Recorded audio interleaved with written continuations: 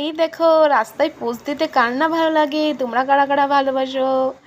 আমি তো সব জায়গায় পোজ দিই ভাই, কেন বলো তো? আমার কোনো আসে যায় না।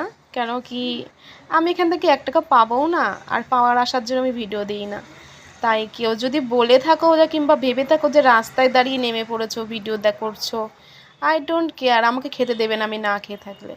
আর তোমাদের একটা জিনিস শেয়ার করব, আমি যখন এখান দিয়ে যাচ্ছিলাম তখন দেখি ভোরবেলায় ওরা সবাই মানে আগুন পোয়াচ্ছে হাত পা।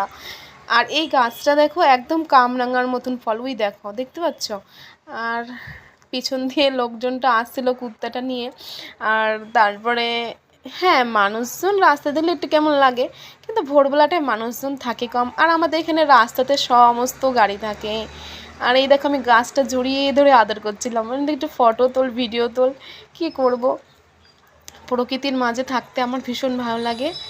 আর আমি বলছিলাম আরও কিছু তোদের দেখাবো। তারপরে দুটো পায়রা এখানে খেলা করছিল, আর মেয়ে দেখো মাথায় ইয়ে নিয়ে খেলা করছে।